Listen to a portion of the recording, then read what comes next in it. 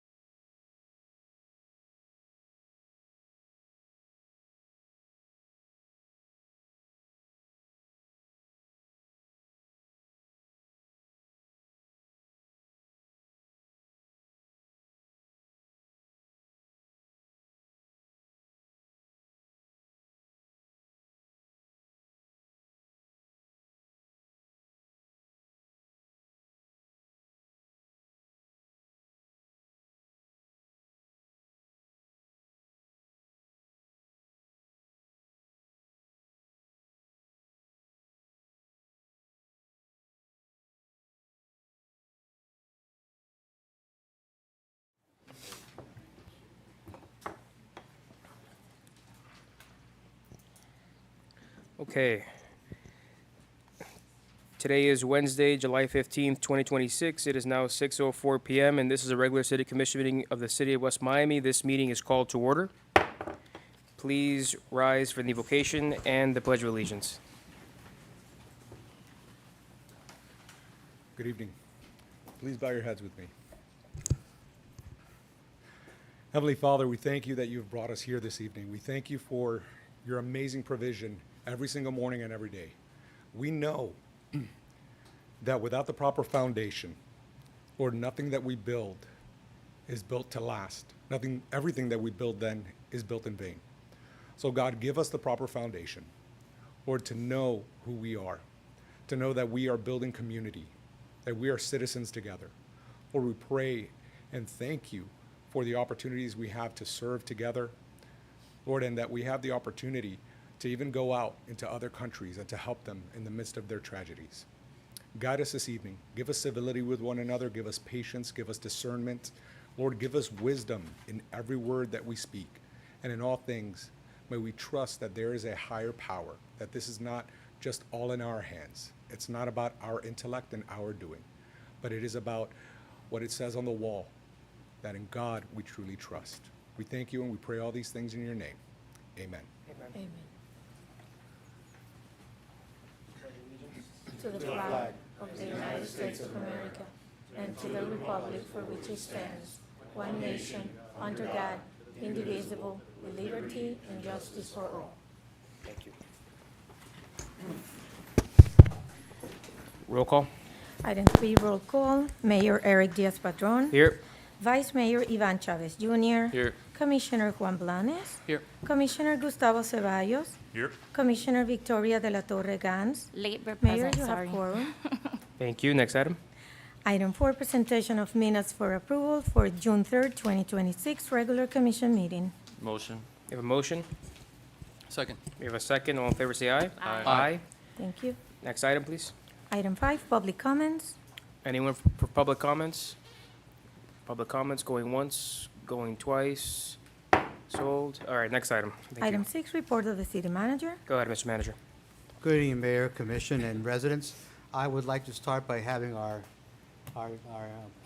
Pedro come up to the podium and give an award out to Mr. Gonzalez, our sergeant, and also for Labs and Menace, please. And then I will continue with my presentation. Good evening, Mayor, Vice Mayor, Commission, Madam Clerk, Mr. Manager, and Mr. Attorney. So we have two awards, one of which is for Employee of the Year, which is Sergeant Abel Gonzalez, that I wrote something up for him, and I'm going to read it really quick. So it's with great pride and appreciation that I recognize Sergeant Abel Gonzalez as the City of West Miami's Employee of the Year for the Police Department. Sergeant Gonzalez consistently amplifies the highest standards of professionalism and dedication. Throughout his tenure, he has demonstrated exceptional dependability, integrity, and commitment to both department and the community he serves. He is a trusted leader who can always be relied upon to carry out and perform his duties. Sergeant Gonzalez is always punctual, he's reliable, and has a positive attitude that has earned him the respect of his peers and his superiors alike. He consistently leads by example and serves as a role model to both new and experienced officers. His willingness to assist others, accept additional responsibilities, and ensure that departmental objectives are achieved reflects on his outstanding work ethic and dedication of excellence. So in addition, Sergeant Gonzalez has taken up upon himself other duties. He has helped us with creating our branding, our patches. He makes coins for the department and other departments. He's very skilled with arts. Sergeant Gonzalez has done this voluntarily, and he's done a great and exceptional job. The success of any law enforcement agency depends upon the dedication, on the dedicated employees who consistently go above and beyond expectations. Sergeant Gonzalez embodies those qualities every day through his leadership, professionalism, and integrity, and commitment to service. His contributions have strengthened this department and enhanced its ability to serve the residents of the City of West Miami. So for these reasons and many more, Sergeant Abel Gonzalez is most deserving of the recognition of West Miami Police Department's Employee of the Year. We commend him for his outstanding service, dedication, and invaluable contributions. As you guys know, it's tough to select a person every year or whatnot. But this year, Sergeant Gonzalez was clear to us to nominate him for the Employee of the Year as a police department. So I'd like to congratulate him and welcome him up here. Let's give him a round of applause.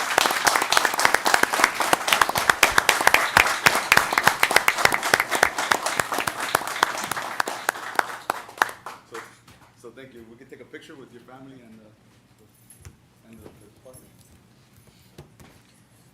We'll get department first.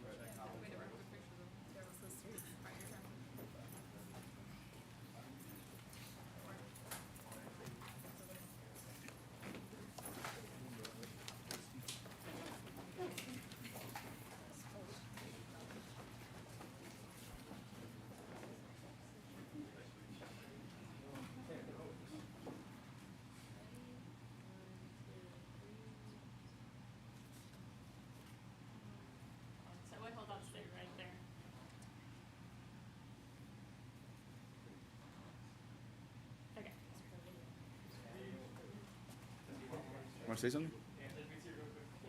With your family? This one's for Gigi. This one's for Gigi.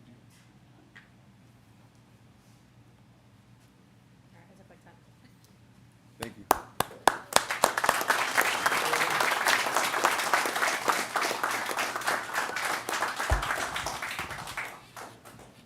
Now we'd like to recognize our detective, Lazaro Jimenez.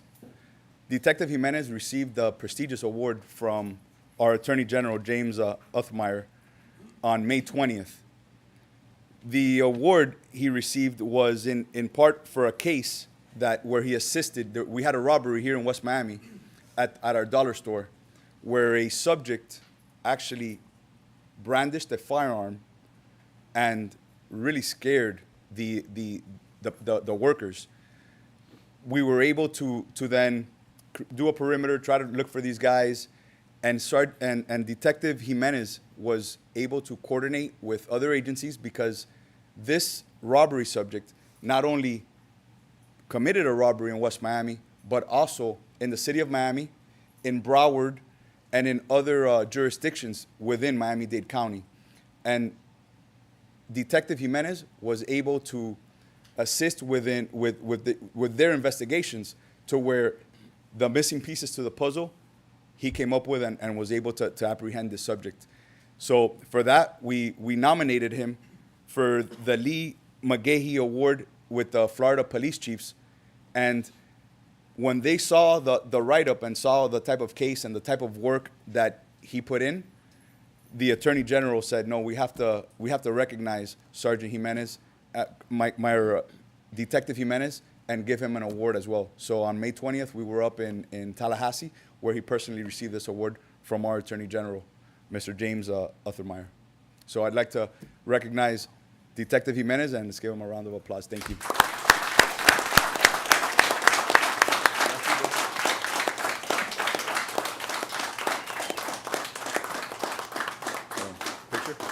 Picture of the family. Picture, guys, come on.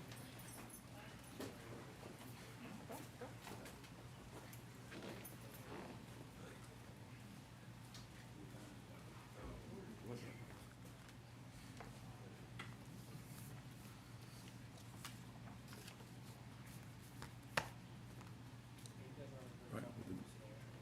This department, guys.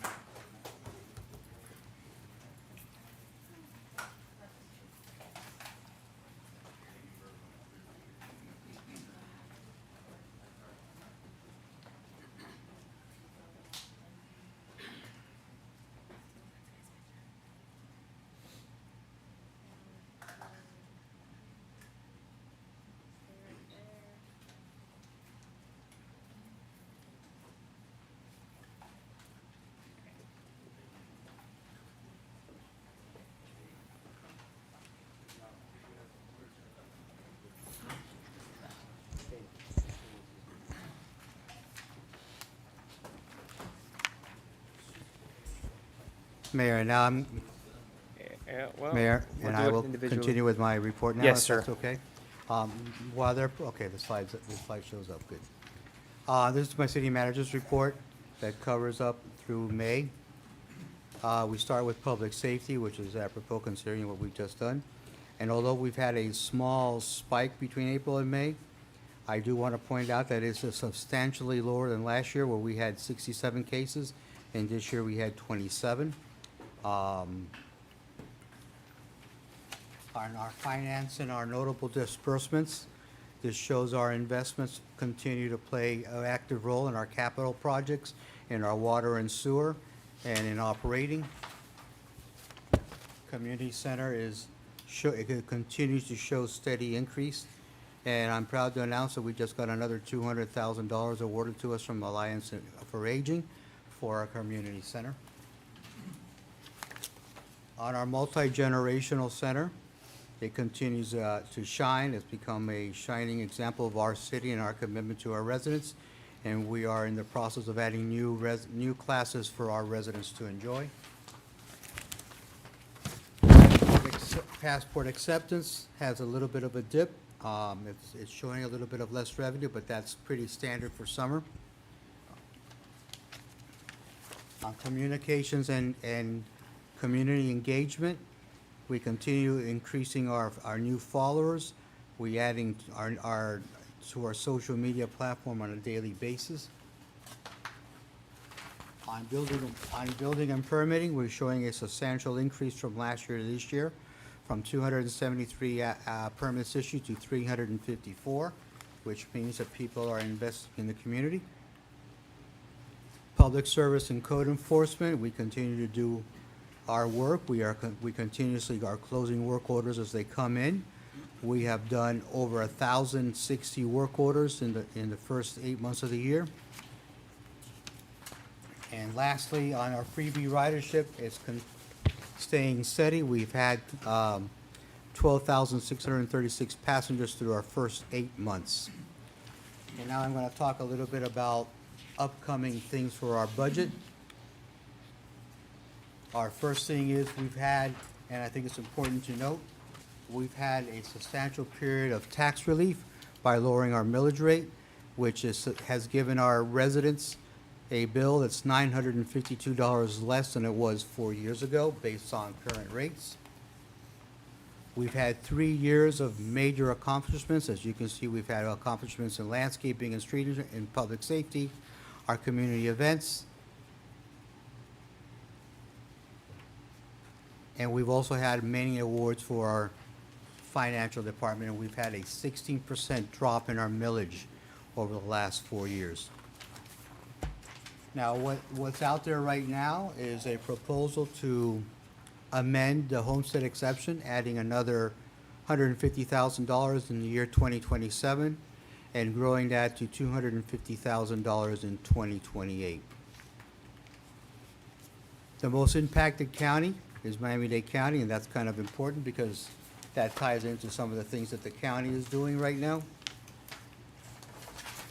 But your investments, your tax dollars have really been making a major impact, from daily meals for our seniors to an average police response time of 75 seconds, and we're always serving our residents through our public service department. Tax relief has been growing every year, and it'll continue to grow if this gets approved. The average annual savings in 27-28 for a resident will be $567, and that'll grow to $1,152 in 28-29.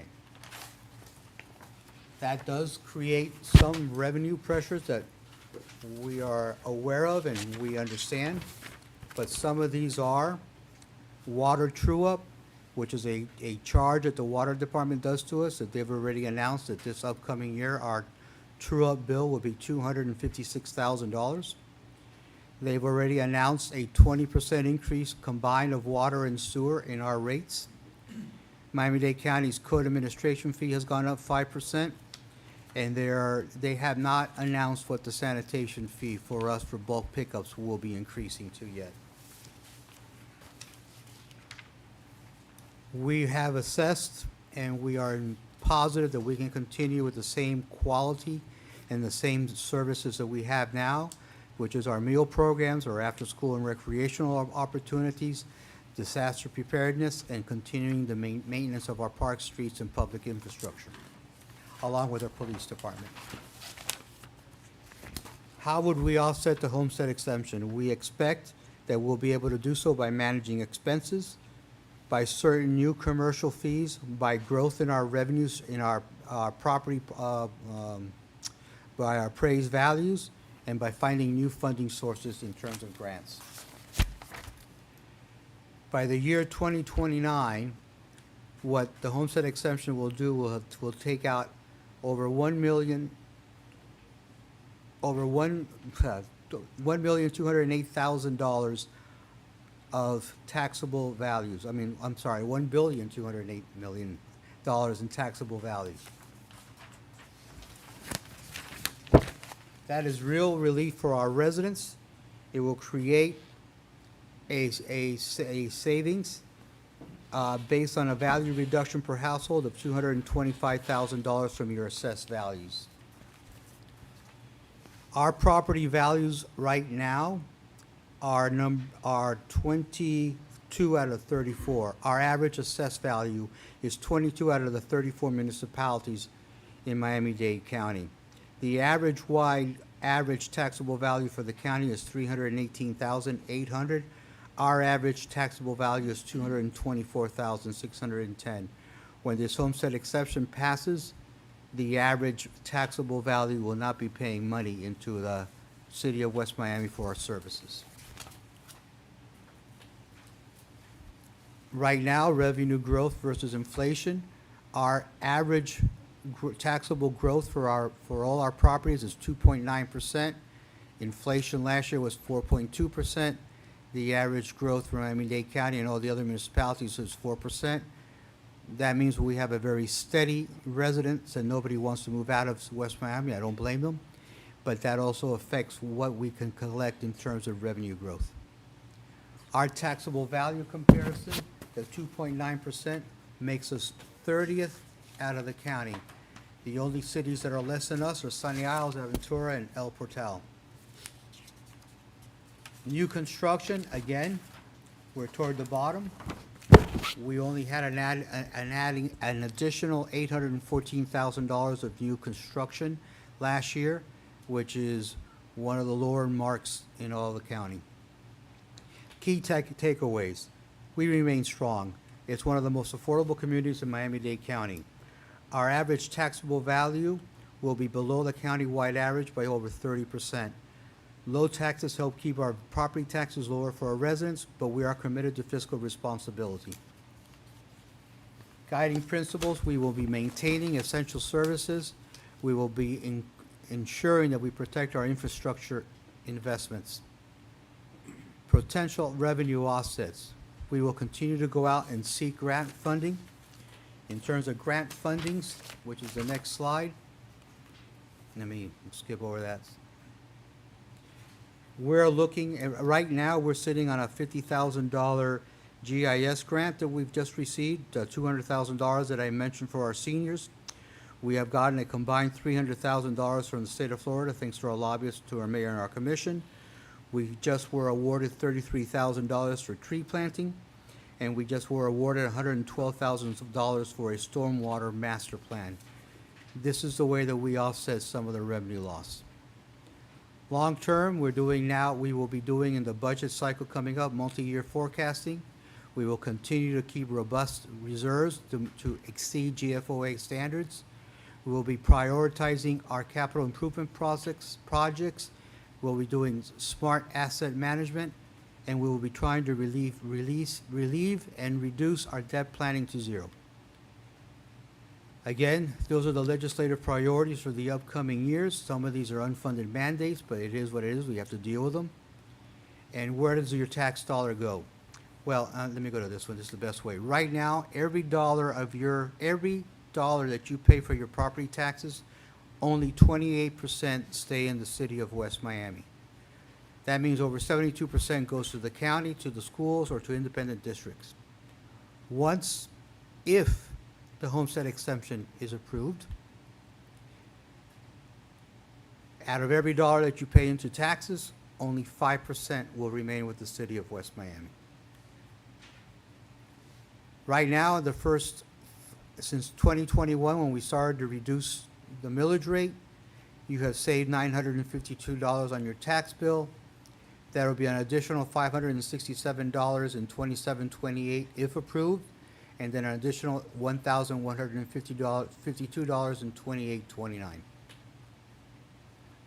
We will continue, and our plan is to ensure that we have strategic service revenues, that we keep our GFOA level reserves, that we continue to have surpluses, and that we have modest targeted fees that do not affect our residents as much as possible. And with that, we can say that we've actually looked at this. We are ready for the change. We feel that we can easily manage what's coming.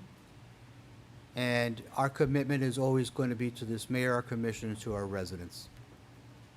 And with that, that concludes this part of the project, of the presentation, but I do want to take another moment out. I want to thank staff for a wonderful 4th of July event. I want to thank them for the watch party that we had yesterday out in the rec center, which was amazing. I want to thank the commissioners that brought forth the Venezuela Relief Fund efforts.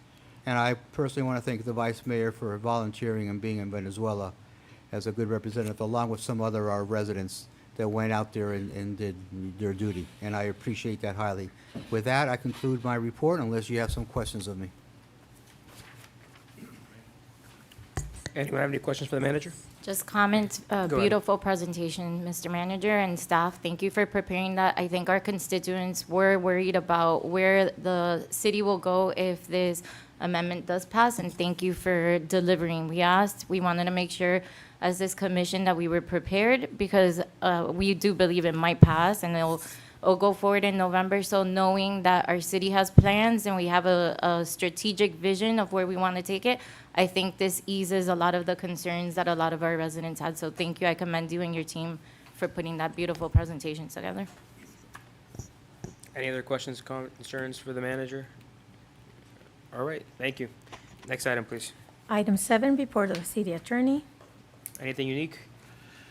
Yes, one item that the commission will have to take up at its next meeting, but I mention it now so that you can think about it, is the appointment of an audit selection committee. I would say not a big deal, but state statute requires a 3-person committee for a municipality. The chairman has to be one of you elected officials.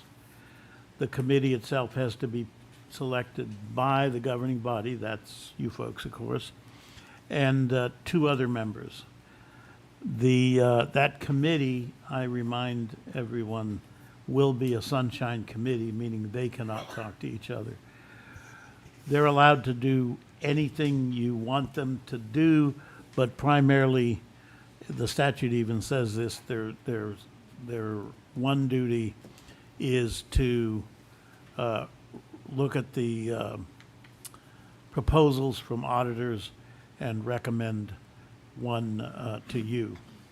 But because of the sunshine law, you can't talk to each other between now and the next meeting about what 2 residents you'd like on the committee or which one of you you'd like on it.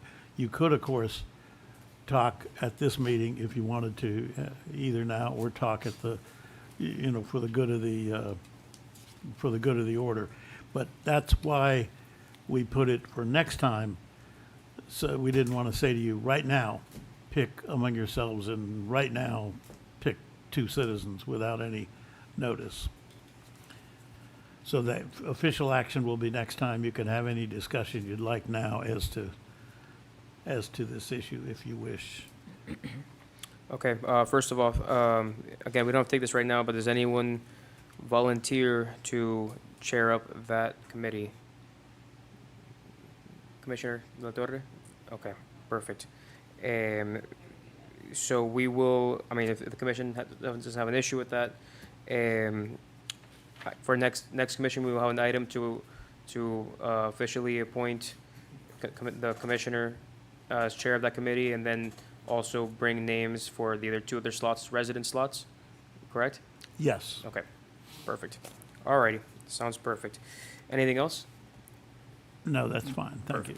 All right, next item, please. Item 8, report of the city engineer. Our city engineer is not here tonight. He sent me an email. I will read it very quickly. The Phase 2 water main project has commenced along 14th Street and between 59th and 62nd Avenue. The Phase 3 water main project bids will be received on July 22nd, and they will be awarded hopefully by the September-October meeting.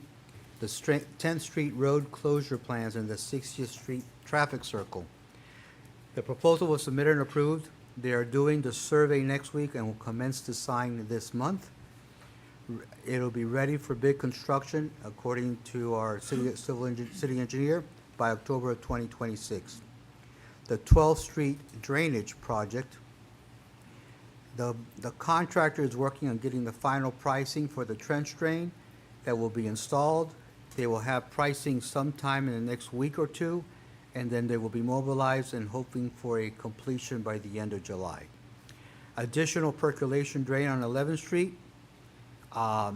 They will add additional drainage on 11th Street as part of the 60th Court Traffic Circle project. The 9th Street residential drainage issue, that's been something that we've talked about for quite some time. We finally figured out what the solution is. It's a simple fix, but it will not be done until the Phase 3 water main construction project is commenced in that area. The drainage problems at 59th and Avenue and 10th Street is still waiting for his assessment. The one-way street at 11th Street Park for the Veterans Park, there will be a proposal sent for the traffic engineer for a study, and will provide proposals for final design, and it'll be ready for construction hopefully before the end of the year. And lastly, the chicane that was installed that's been problematic. There's options that are going to be coming forth to you at the next meeting to fix it and get it approved so we can finally get that behind us. Okay, so on a lot of these items, I think this is my list. A lot of these items, I want some harder deadlines from the engineer for next meeting on planning and construction deadlines that we can use as benchmarks, real benchmarks. In regards to the one-way Veterans Park, I don't know how we can have construction deadlines there. I don't think we've even taken that to, aside from putting it on a commission meeting, I don't think we've had any town halls on that. So, once we get the initial design, We will have some before we town go hall into meetings. construction correct. designs, yeah, we should Yes, sir. start having that town hall, for that. Any questions for the manager on the engineer's report? Go ahead. Just want to verify, you stated the traffic circle was 60th Court and 11th Street, is that correct? I know you said a lot, so a lot of good things coming, but, That was the one that you referenced in terms of the It percolation. will be on right 11th. at the end of that linear, where the linear park is. okay, and then just, that's going to be in October, and then that's going to tie in that drainage project on 11th Street as well, you stated? That is correct, Okay, sir. Thank you. Anything else? Nope. Next item, please. Item 9, committee reports. Anyone for committee reports? We haven't had a rec meeting, but there has been a conversation that I've been having with the manager, and I'd like for him to explain. We're looking at doing something known as a charrette over at Cooper Park. Fancy word for what the manager's about to explain. A charrette's basically a planning study where we'll invite the commission, we'll invite the residents to come out. We will break out in teams. We will have the plans out. We'll allow input from all the residents from our Parks and Rec Board and try to come up with a long-term plan for the future of Cooper Park. We will announce a date shortly for that if the commission so wishes to move forward with it. And then we will have that probably set up for Saturday. It's a half-a-day event.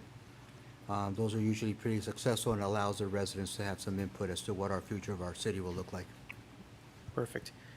Anything else? Anything else for committee reports? All right, next item, please. Item 10, under unfinished business. Item 10A, a resolution of the mayor and city commission of the city of West Miami authorizing the city manager to accept a mitigation offer in the amount of blank for code enforcement liens for code violations at the property located at 6437 Southwest 16th Street, West Miami, Florida, providing conditions for compliance, providing the failure to comply will result in reinstatement of the original lien amount, and providing for an effective date. Mayor, if I may, the attorneys for this property had an emergency and they will not be here tonight, and they asked for a deferral until the next meeting in September, please. Motion to defer? Can we get a motion? Motion. You have a motion? Second. You have a second. All in favor, say aye. Aye. Any against? Hearing none. Next item, please. Item 11, under new business agenda items, 11A was covered already. Was the presentation of Employee of the Year. Item B, this is a second reading and a public hearing continued from June 3rd, 2026 Commission meeting. An ordinance of the Mayor and City Commission of the City of West Miami, Florida, amending Section 2-23 of the Code of the City of West Miami entitled Polling Place Designated to permanently designate the West Miami Recreation Center located at 1700 Southwest 62nd Avenue, West Miami, Florida 33155, as the official polling place for the City of West Miami municipal elections, providing for codification, providing for conflicts, providing for severability, and providing for an effective date. This is a public hearing. Public hearing is now open. Anyone who wishes to speak for public hearing on this item? Seeing none, the public hearing is now closed. Back to the table. This is my ordinance. I thought we enacted it after 2022, actually. But looking back at the minutes, we had actually not done so because we needed an ordinance and it was never brought back. So this would standardize our city elections with our national and state elections that we have at the rec. And obviously, the rec is now a much more suitable place than the community center going forward. So does anyone have any questions on this item? Motion. We have a motion. We have a second. Call the roll, please. For clarification, who seconded the motion? I did. Commissioner Blanes, thank you. Commissioner De La Torre Gans, how do you vote? Yes. Commissioner Ceballos, how do you vote? Yes. Commissioner Blanes? Yes. Vice Mayor Chavez Jr.? Yes. Mayor Diaz-Padrón? Yes. 5-0, item passes. Thank you. Next item, please.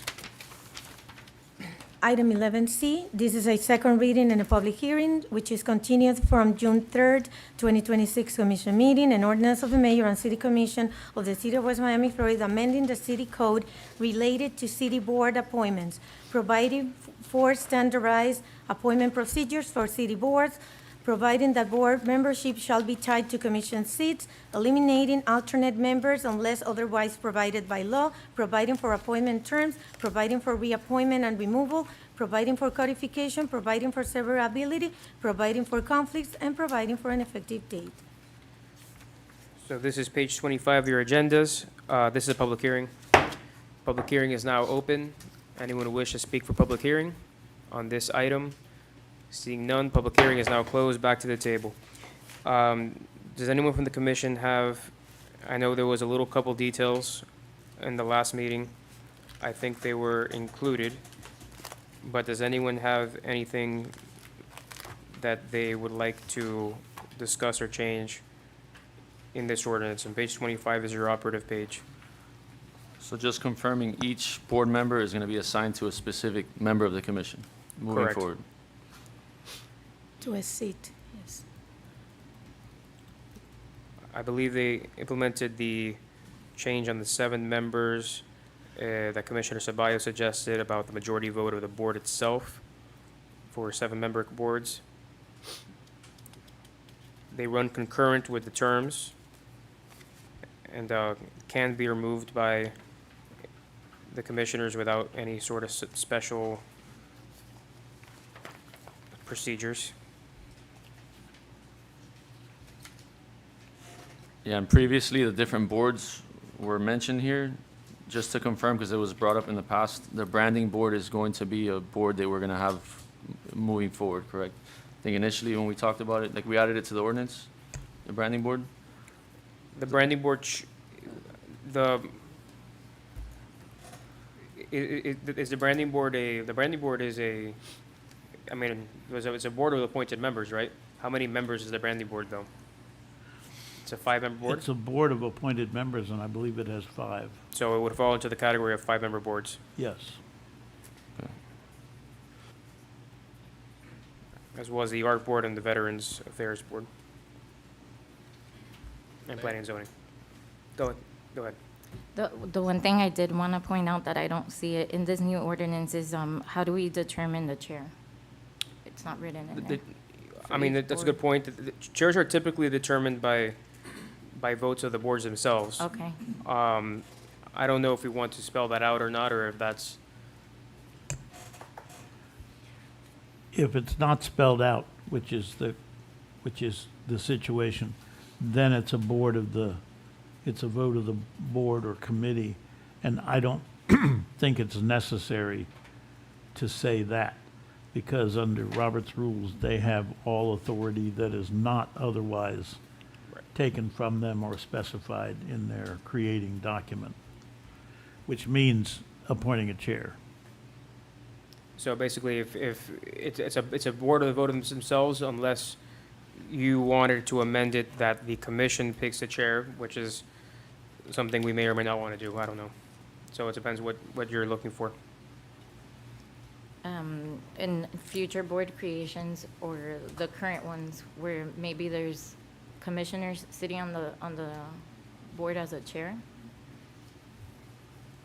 How many members is the Parks and Rec board? 7. It's a 7-member board? Yeah. It might be smart to spell out. I don't anticipate this being an issue, obviously, but in the case like the Parks and Rec board, it would be rather ridiculous if the vice mayor, for example, wasn't chairing that board, and for whatever reason. So maybe that should be spelled out when there is a member of the commission serving as a board member.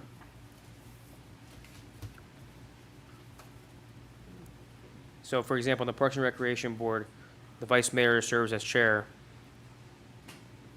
Does the Parks Board have its own, I can't remember, does it have its own resolution where that's spelled out, or?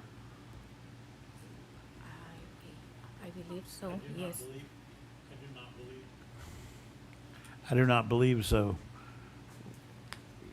But in most cases, commissioners do not sit on these boards. Correct, except for one case right now, but of course, there might be future boards where we choose to do that. Well, I'll tell you, this doesn't apply to task forces, right? So like the Charter Review Task Force that's in this ordinance would not apply to that task force, right? Okay, good. Vice Mayor, how do you want to, I guess it would be where any board where a commissioner isn't directly involved in that board would be selected by the board itself, but if there's a commissioner, a member of the commission in the board, then it automatically falls under their chairmanship. right, if it's the will of the commission. Right. All righty. So, we could say, and we don't need to say where we put it. It would probably be a new section 2D, Delta, that in any case in which an elected commissioner serves on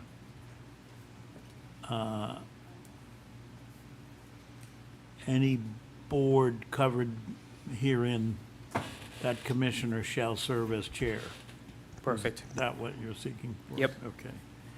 Can make that motion, and Wait, I don't know if we should limit it to commission, because what if city management or staff wants to sit on Yeah, but one they of the typically ones? wouldn't chair. Okay. They typically wouldn't chair Okay. that board, nor are they usually eligible to sit on the actual boards. Go ahead. And Commissioner Ceballos used to chair our planning and zoning board.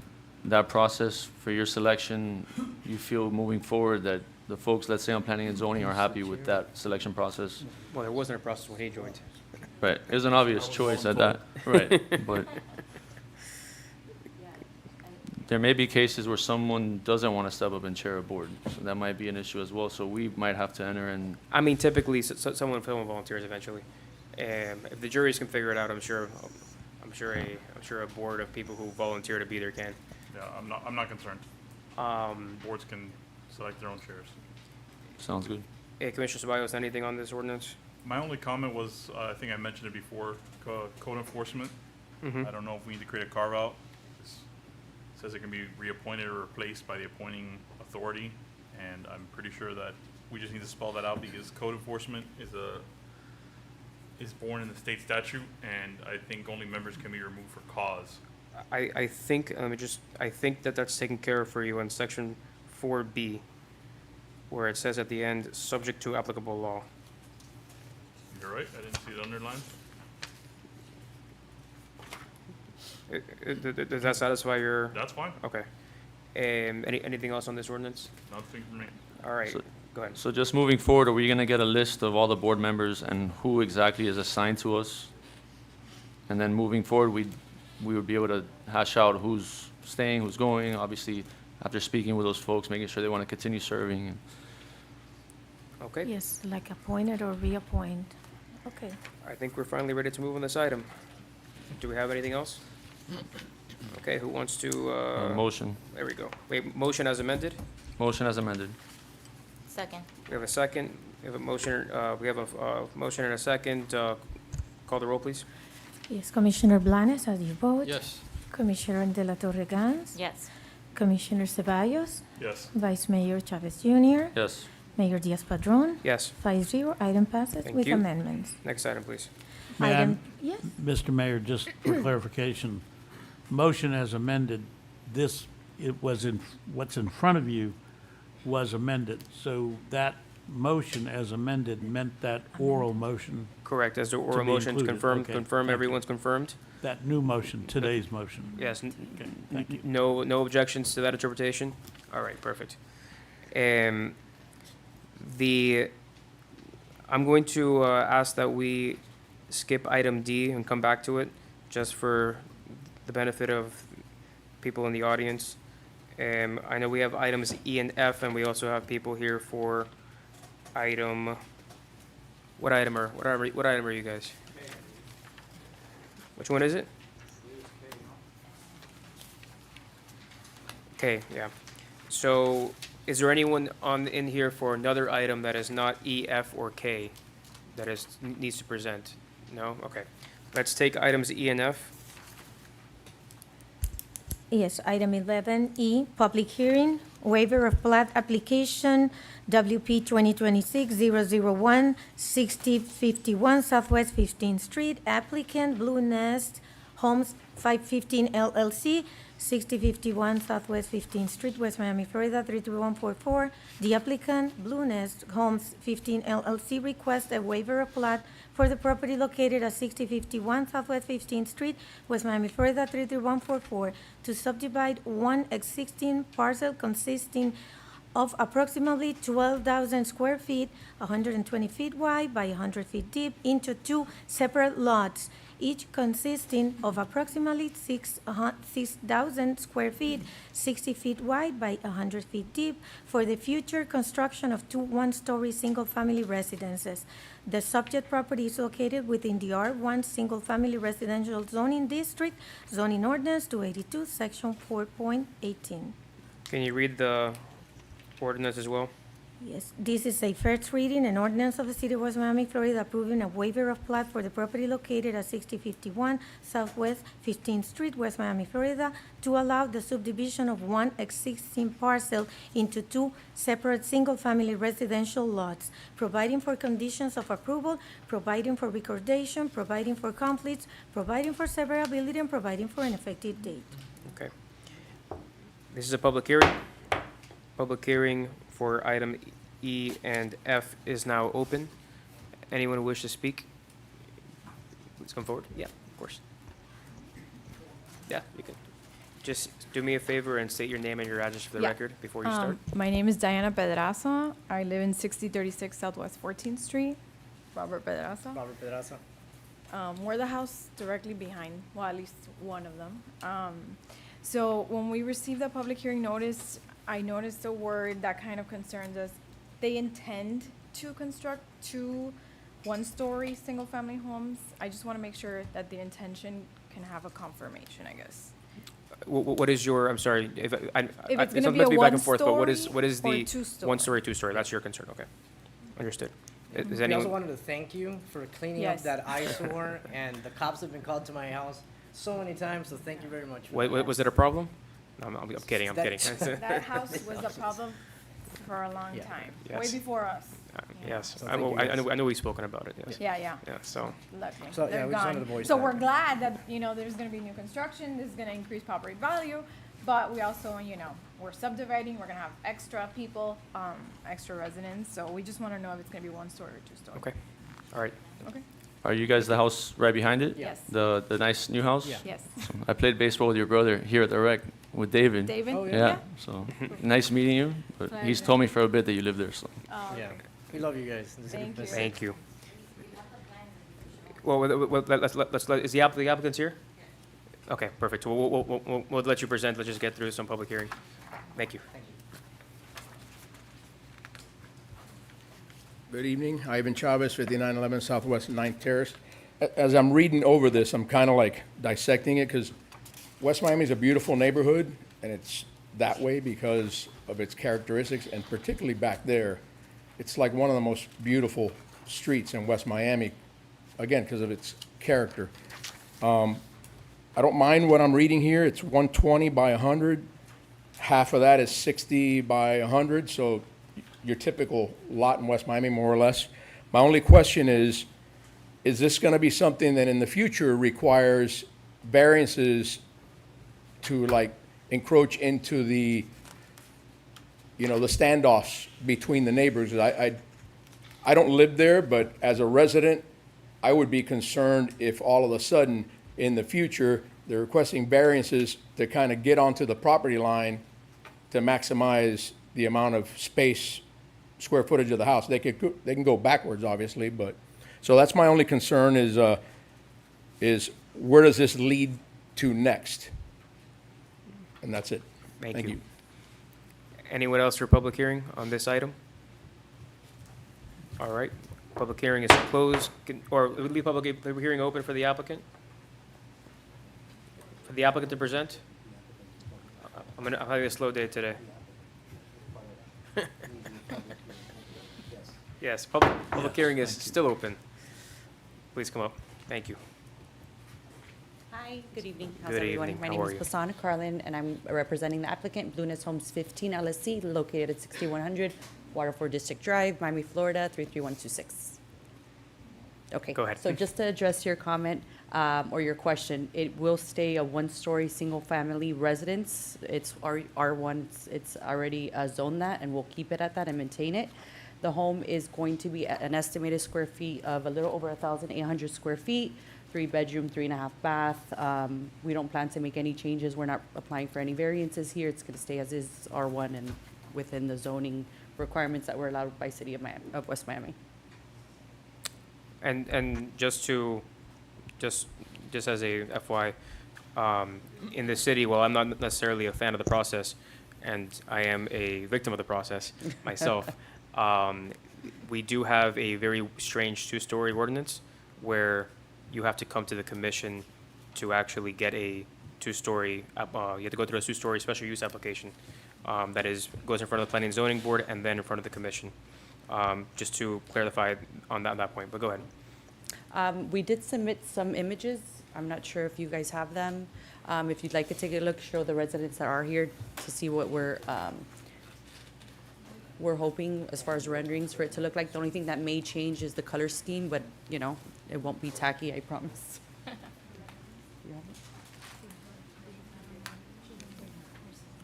Oh, Mercy's gonna bring it out.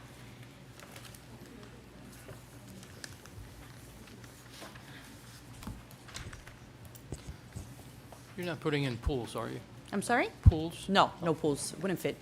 But no pools.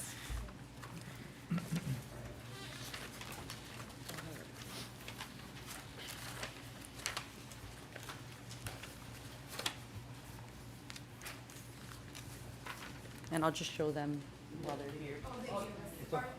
Oh, you have it? Yeah. Oh, and they have it up already. Great. It's on the screen now. So this is the home that we're proposing to build on each lot. Oh, I can? Sorry.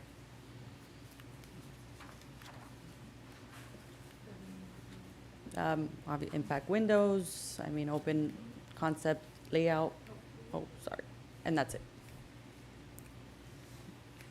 Okay, is there anything else in the application? That's it. Okay, can we get staff up here to present and run through any details, relevant details, and recommendations. Good evening, Mayor, Vice Mayor, Commissioners. So, yes, to address the public's comments, this item did go in front of the Planning and Zoning Board June 24th, just last month.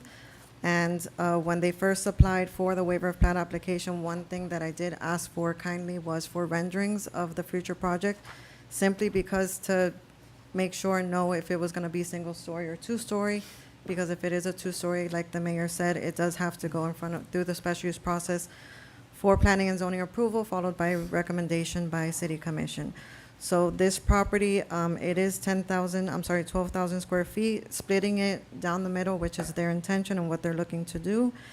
Divides the lot 60 feet by 100 feet wide, which is a standard for most, if not any, if not all, R1 single-family homes here in the city. And looking at the renderings and the site plans that they did submit to us for review through the zoning department, I made sure that they did comply with setback requirements for a single-story family home. I also made sure that they complied with lot coverage and landscaping and all that. So they did comply. So basically, given that they do get this waiver of plat approval, one thing that we did include in the ordinance is that they have to have that recorded prior to the issuance of building permits. They have to have 2 separate folio numbers. They do have to comply with the R1 zoning requirements, which they do. They do need to have separate utility connections for each lot, and compliance again with driveway, landscaping, and impervious area requirements.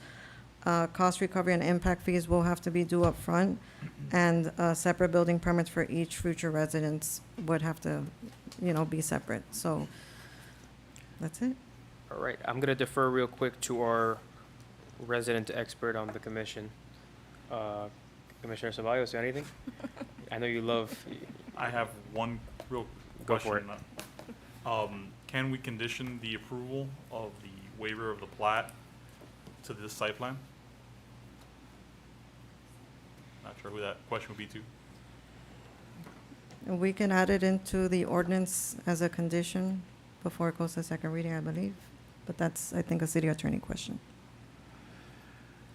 They seem, the applicant seems to have tied it together in the sense that they present it to you in So I guess I'll urging you to rephrase my divide it. question. So I Is believe the you applicant can tie it. voluntarily proffering to covenant this approval to the site plan provided? Yes. That's a Okay, question for them. Yeah. Yes. Yes, okay. Yes, for the record. Great. We have a yes. Thank you. All right. That resolves our concern. Good call out. All right, is anyone, this is a first reading, so this is going to come back to our next meeting, correct? Should I get out of first reading here today? Does anyone have anything we can take care of first reading here? Nothing? Okay, so on second reading, we expect to have that addition to the ordinance. Can we get a motion? Motion. One, Oh, hold on. Did I ever close out public hearing? I don't think you Public did. hearing is closed anyways. All right, go ahead. I just had one question for the applicant. I see one rendering here, there's gonna be 2 homes. Is there, Yes. are they gonna look identical?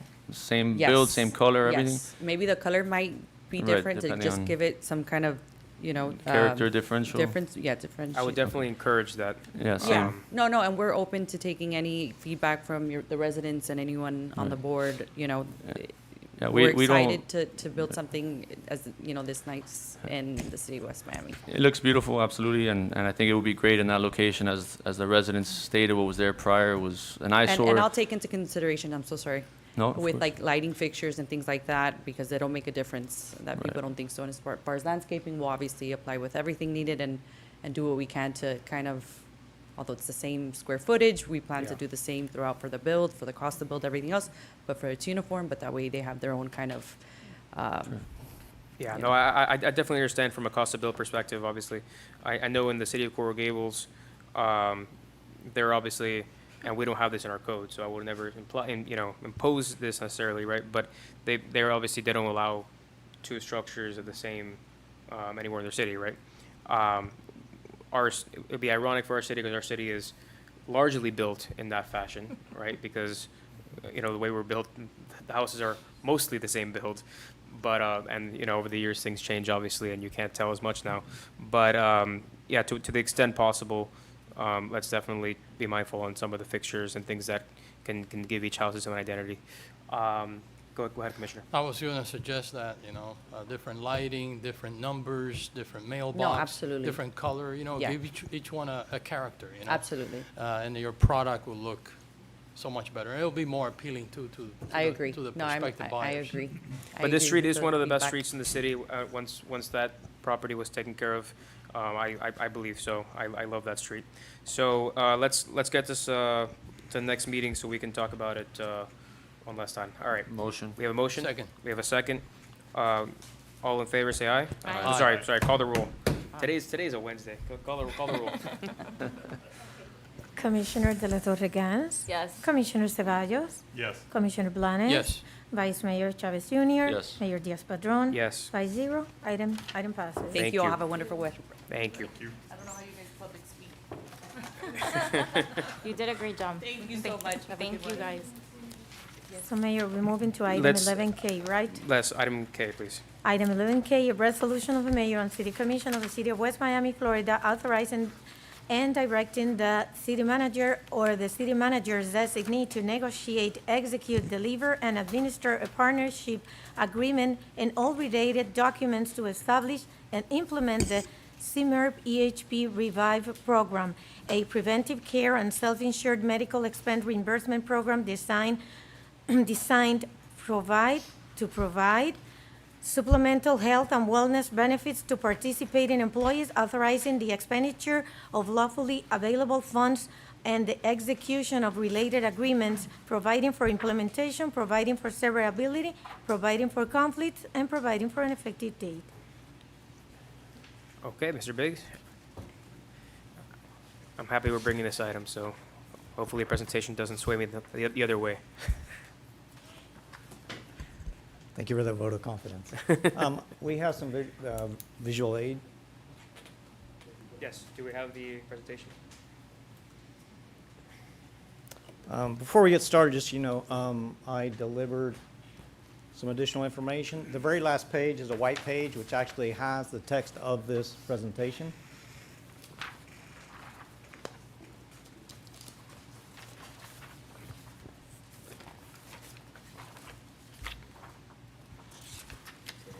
We'll get you up and running in a second. Okay.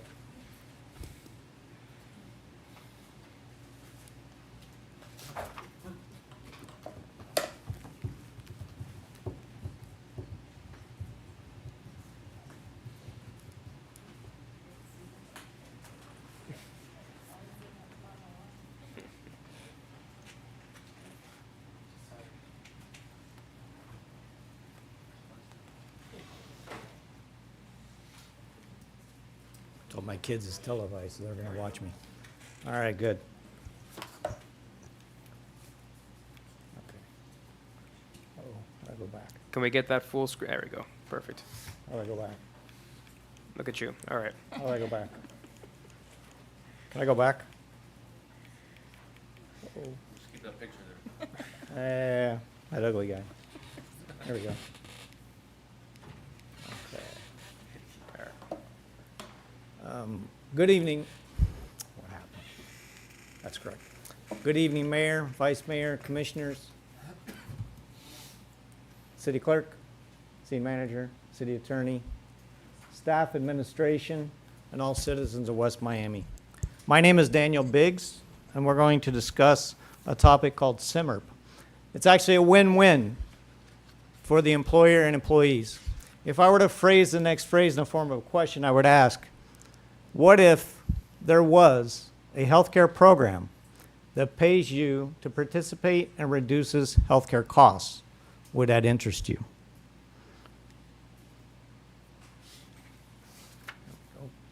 What does the acronym CMERP stand for? It's Self-Insured Medical Expense Reimbursement Program. I want to emphasize the word reimbursement because we're going to touch on that here in a little bit. EHP is your full-service partner to execute and manage the CMERP. They do employee eligibility, onboarding, payroll integration, compliance, and audit protection. Now, Revive actually provides all the services and benefits associated with the healthcare wellness and prescription drug program. Wrong way. There we go. The great news is the City of West Miami qualifies for the SIMR program. An organization or company has to be able to qualify for this. How do you qualify?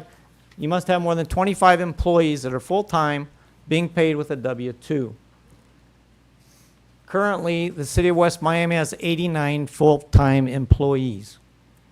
The second component is each participating employee must be covered by a qualified health insurance plan offered by the City of Miami or their spouse's employer.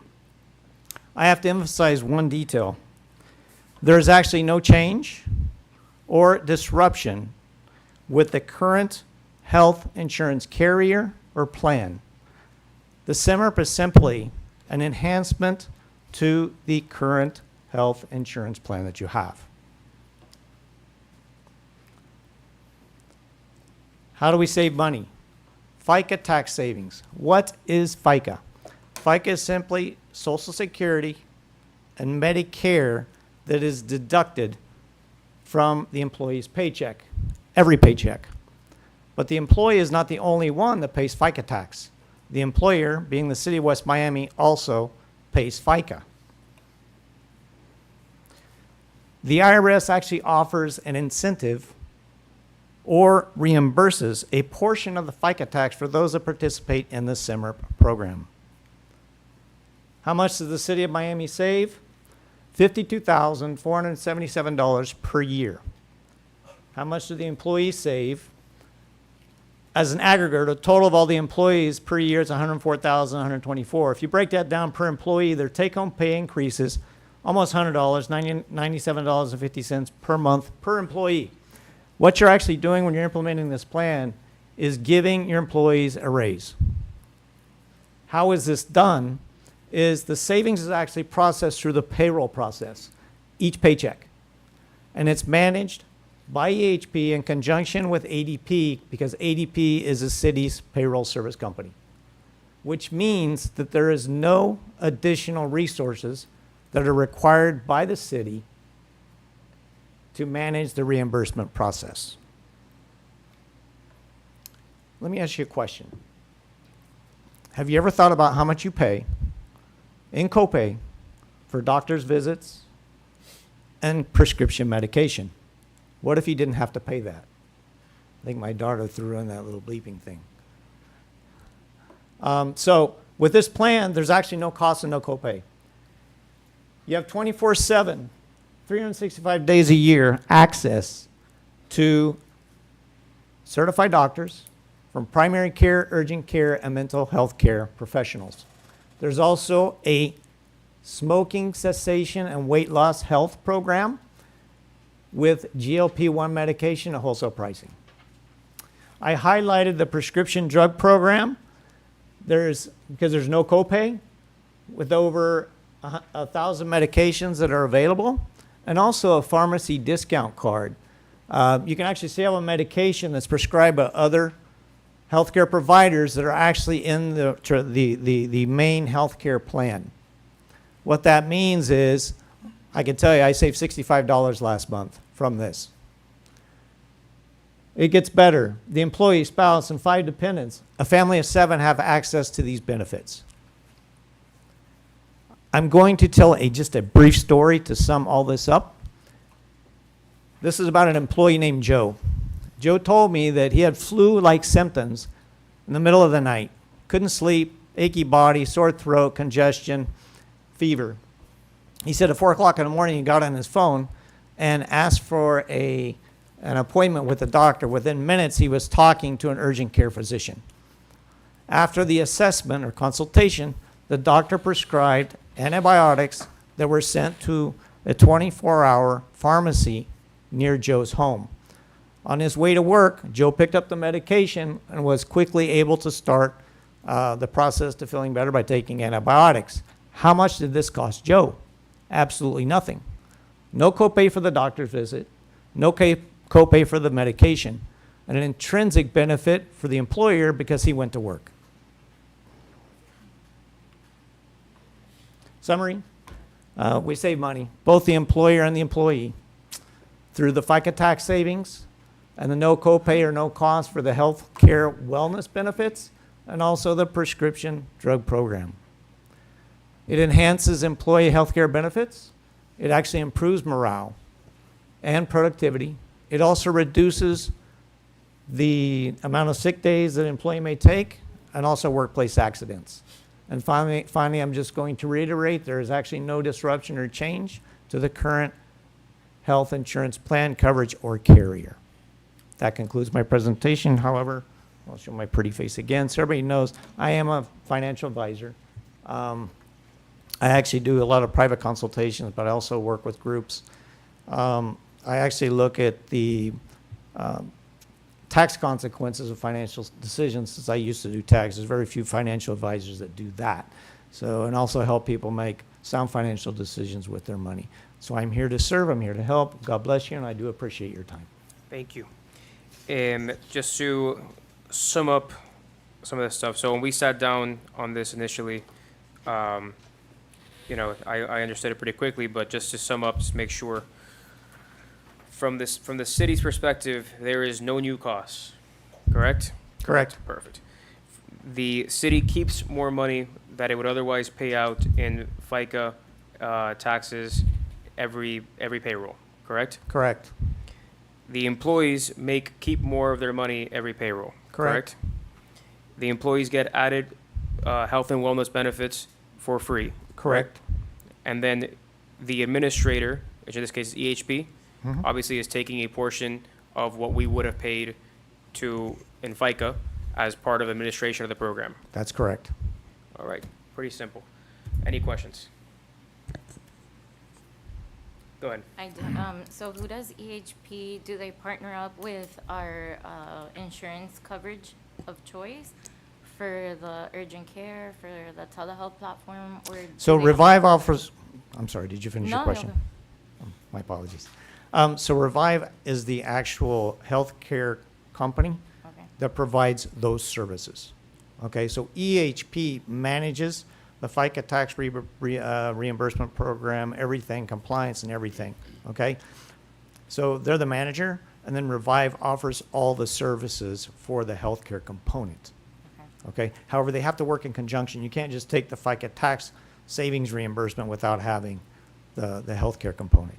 This is a very innovative way of healthcare. It's actually designed to drive down healthcare, because imagine if it's like you have your healthcare here, and then you have an umbrella sitting over it, which is the SIMRP, right? The additional healthcare benefits.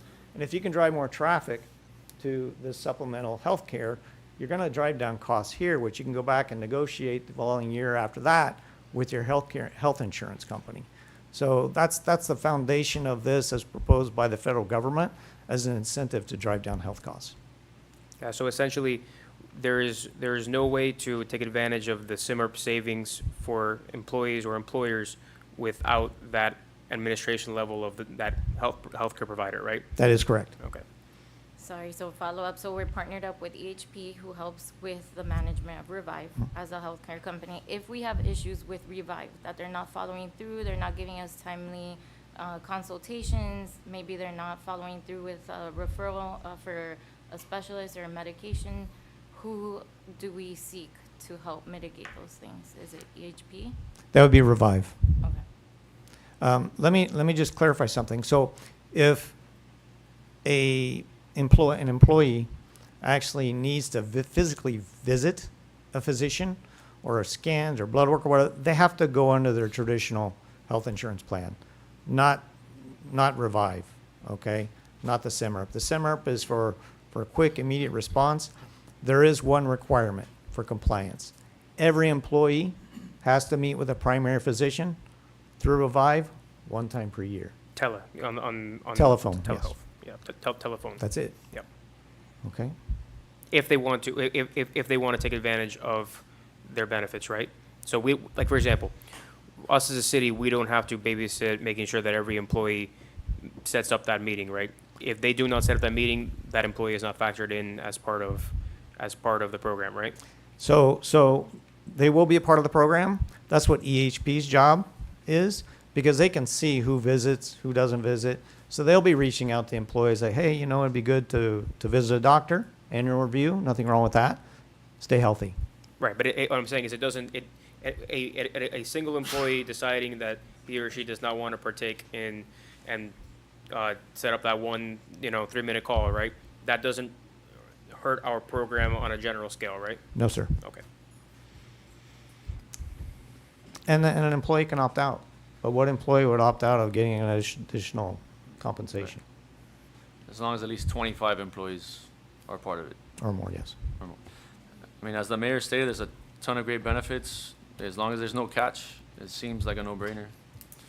Well, I mean, that's where my concerns are, that I just want to make sure that there's compliance and that we're being able to manage Revive if they're not holding their part of the bargain. Because this is a great benefit for our employees and for our staff, but I'm a healthcare executive, sorry, so I've seen this before, where they offer a great program and then they don't deliver, and then we have our staff that was promised great services and now they're not getting it, but we still already paid all the money to. Well, we If haven't there's paid a formal anything. complaint. No, Right. I'm just saying future. If there's a formal complaint, I would also want to know, Okay, okay? all right, thank you.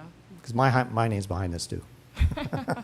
And your face, as we said, thank you. Thank you. All right, anything else?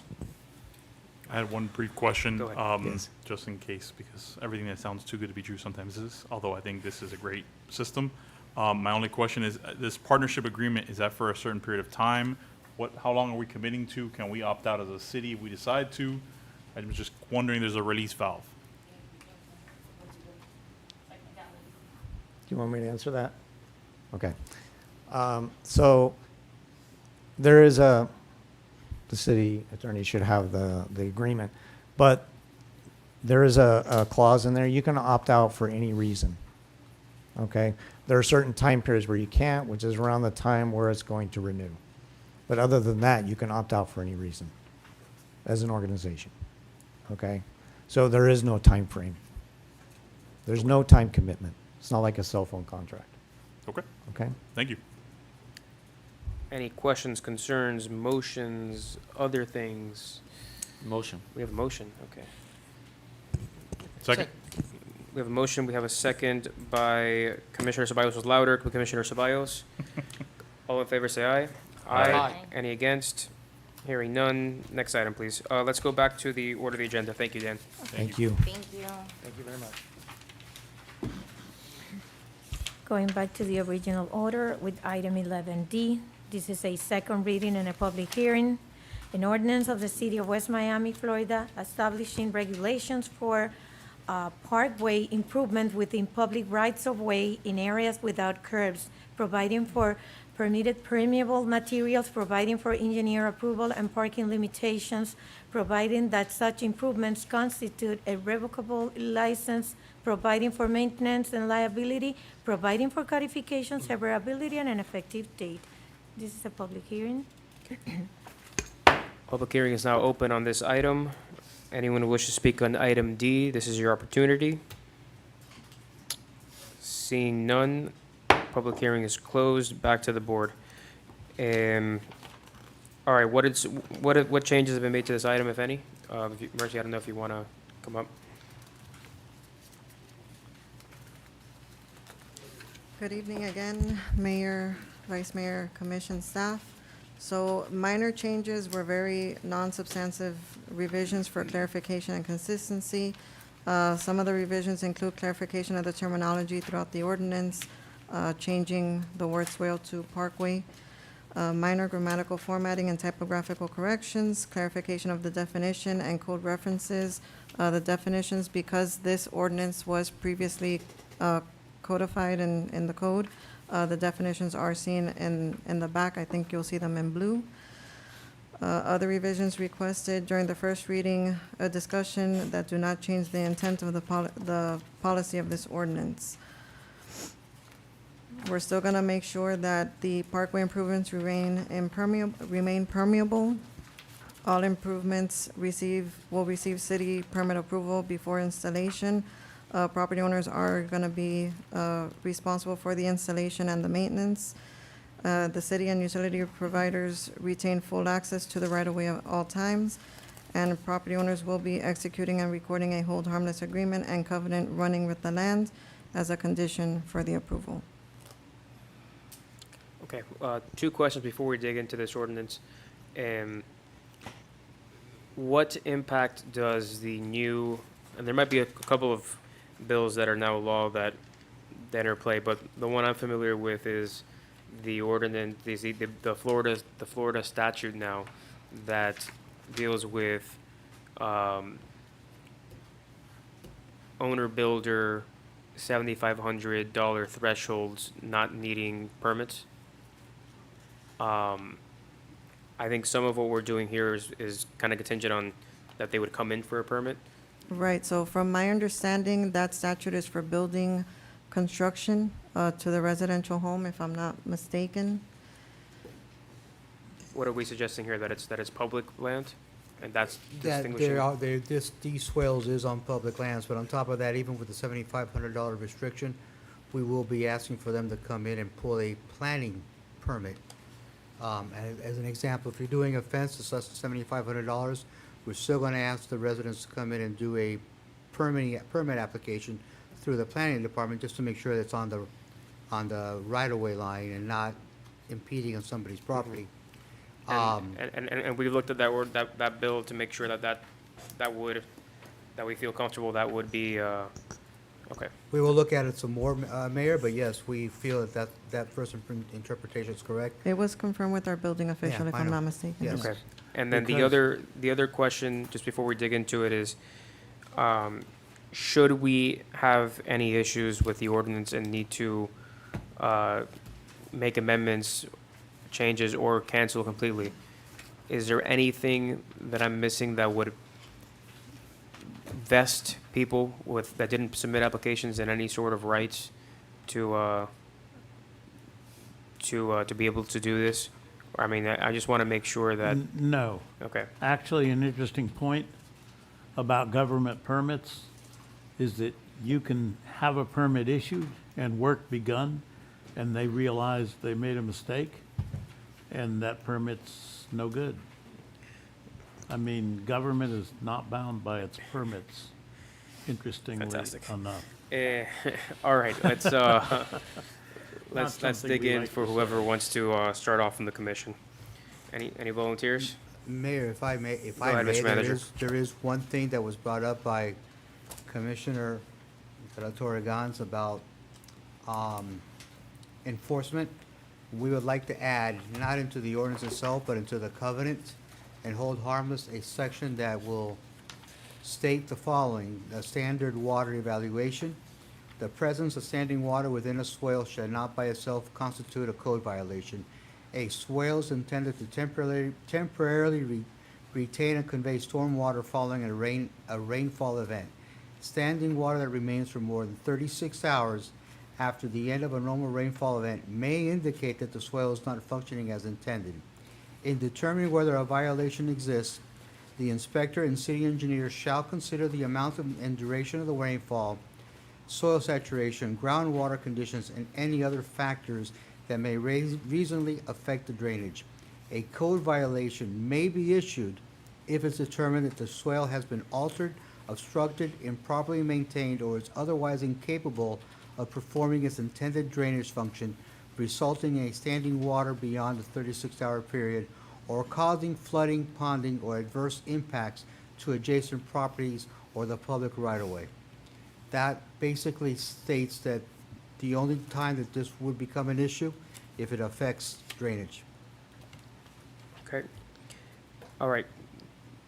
To the board, anything? Go ahead. Just going over the few options here, I see that turf is an option. I think the mayor, somebody mentioned it prior, there's different qualities of turf. Some look like rugs, some don't look very great. So to make sure that the intent of this is gonna be utilized by the resident, there's no way to circumvent it with super cheap turf, for example. Another concern is with the grasscrete, if we're gonna allow for the grass in between, that's something that we do have to police, because the moment that that comes out, let's say if it's natural grass and it dies, it just looks like a slab of concrete along our swales, which isn't gonna look great when it's all said and done. Additionally, the word was changed from swale to parkway. What was the thought process there? And you can describe the difference, because I feel that swale is what a lot of us have in front of our homes versus parkway. Good evening, Mark Alvarez with the Gordino Group on behalf of city planning staff. The reason for the change on the language is that we use swale in a lot of other places in the code to mean specifically the parkway, but the part of the parkway that functions for drainage. So we wanted to just separate the words so that we don't interfere with another area of the code. It was that Gotcha. simple.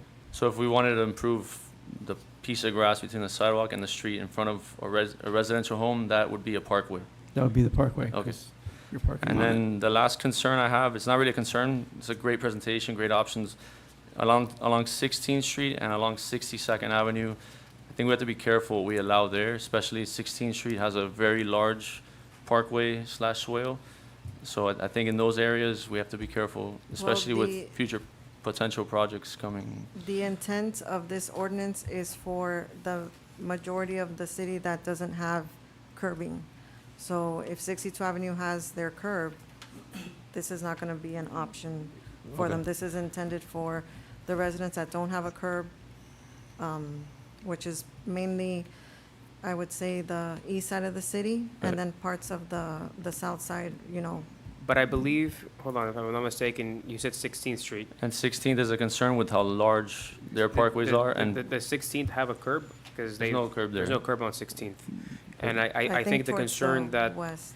Commissioner, Vice Mayor has is, I know while we still need to take it to public hearings and that nature, we do have grants that are intended to go towards the bikeway, pedestrian and bikeway on 16th, which would in theory cut in some of the swale, which obviously we don't want to have a situation where people are investing money and then, have to go Correct. back. One thing that I have a mental note that I will promise not to forget is when these permits begin to come in, if I see a street where I feel that there will be a future city project, I will take that into consideration, speak to the manager and go from there before I approve or allow them to. So we do not have to issue that, I'm just clarifying, I don't want it to come back after and say this owner had a right to do this under this ordinance, right?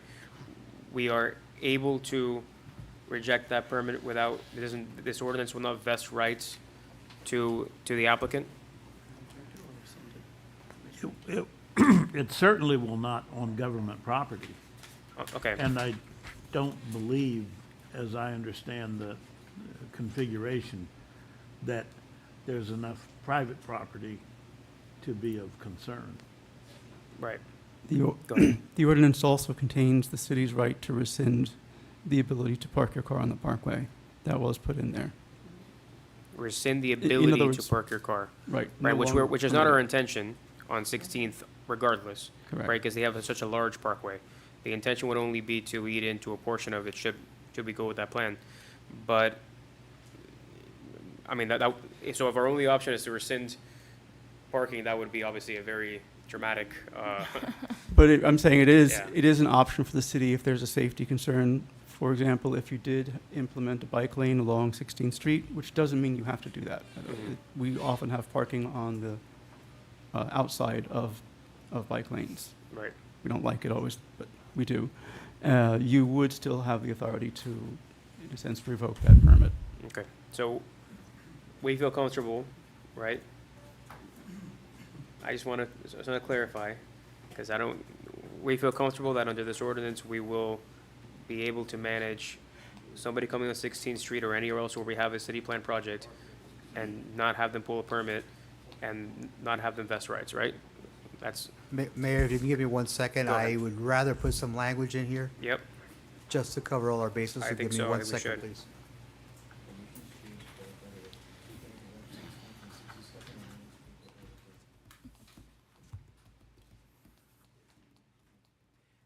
Mayor, If I may, on section 4, permission to use the public right-of-way, it states approval of the parkway parking improvement of this ordinance constitutes permission from the city to install and maintain such improvements within the public right-of-way, such that the permission does not grant ownership of any property rights, does not grant exclusive use of the area, may be revoked by the city at any time, that the parkway shall remain public property under the full control of the city. I would like to add to here, Southwest 16th Street, Southwest 16th, 62nd Avenue, and any street that has a curb shall be excluded from this program. Okay, That way, we've just covered ourselves. yes. All right, go ahead. Yeah. Vice Mayor. I think that's great because the intent behind this is to improve swales for parking. If you have a curb, you're not parking on the swale, so that meets my concerns. And it also excludes 16th and 62nd. Correct. Go ahead. So, Vice Mayor Chavez brought up a great point, and the maintenance of the green. I thought that in our first discussion that we were talking about a certain percentage, just to make sure that it doesn't get, the city parkways or swales don't get gravelled out, and then we become concrete city instead of the green city that we're trying to build. So I just wanted to see if there's language that we could propose to. Again, my proposal for that would be to put that into the covenant, not to the ordinance itself. And in the covenant, we say if grasscrete is used and more than 50% of the grass or gravel that's being used in the grasscrete has deteriorated to a point that it's no longer visually pleasing, that will lead to a code violation. And in the renderings here, there's hedges around the gravelled examples. Those hedges are required? Additional greenery, from what I understand? That is correct. Those will be required, sir. That was one of the requests that we had at the last meeting from the board. Right. Yeah, that would address multiple residents having gravel back to back and there's green breaking it up. It's up to administration and staff to restrict multiple houses in a row. Okay, making sure. Look, I think ultimately, no matter how long we debate this, we are at some point, hopefully for just a minor reason, right? But at some point, gonna have to go and make an amendment to the ordinance, right? Just in practice. It's not like people have not installed these things themselves without a permit, before, right? So, we have to put a process that protects the city's aesthetics and protects the neighbors and their property values. So let's just try to get as good of an outcome here that doesn't, that hopefully helps residents, doesn't damage their neighbors, and if and when we have to make minor amendments, we will. On that note, does anyone have any other questions on details or anything on this? Go ahead. One quick question. Mr. Manager, you mentioned that if a resident wanted to do the gravel on the parkway, at both ends, he would have to have a green area, right? At both ends, you would need to have I think it was 3-foot section of green areas. And if it's gravel, it's got to have a concrete ribbon around it at a minimum.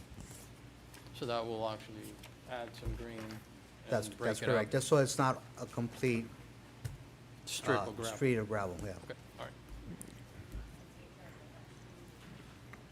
Mr. Ceballos, anything on this? No. You're good? All right. Motion? Second. We have a motion. Hold on, we made amendments, correct? Yes. Hold on. The public hearing is still open on this? Did I ever open the public hearing? Yes, it's still open. Not anymore. Public hearing is closed. It's a All right, go Wednesday. ahead. Make a motion. Motion as amended. Motion as amended. Second. We have a second. Call the roll. Yes, Commissioner De La Torre Gans. Yes. Commissioner Ceballos. Yes. Commissioner Blanes. Yes.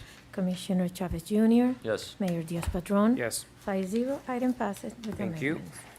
Next item G, I believe. Now we go to item G. This is a first reading, an ordinance of the mayor and city commission of the city of West Miami, Florida, amending chapter 5, article 9, of the Code of Ordinances relating to certificates of use, repealing and replacing ordinance number 9304, establishing definitions, updating certificate of use application, issuances, inspection, renewal, enforcement, and appeal procedures, revising certificate of use and residential accessory use certificate fees, providing for repealer, codification, severability, repeal of conflicting ordinances, and an effective date. This is sponsored by administration. Okay. Hello again. So, good evening, Mayor, Vice Mayor, Commissioners. Tonight I'm presenting the proposed certificate of use ordinance for first reading. The purpose of this ordinance is to modernize the city's certificate of use program while preserving the city's longstanding tiered fee structure. So the objective of this ordinance is to update a program that has served the city for many years while improving clarity, administrative efficiency, and consistency. It also maintains our existing approach of charging different certificate of use fees based on the type and size of the business, rather than adopting a one-size-fits-all fee. So why update the ordinance? So just a little background. The current certificate of use ordinance was adopted in 1993. While it has served the city well, it hasn't been comprehensively updated in over 30 years. This ordinance modernizes administrative procedures without changing the overall purpose of the certificate of use program. Some key improvements, some of the major improvements include adding clear definitions to the ordinance, clarifying when a certificate of use is required, updating application review, issuance, renewal, suspension, revocation, and appeal procedures, clarifying that certificate of use are personal to the business and are not transferable, establishing clear administrative authority and inspection procedures. Overall, these updates improve consistency, efficiency, and enforcement.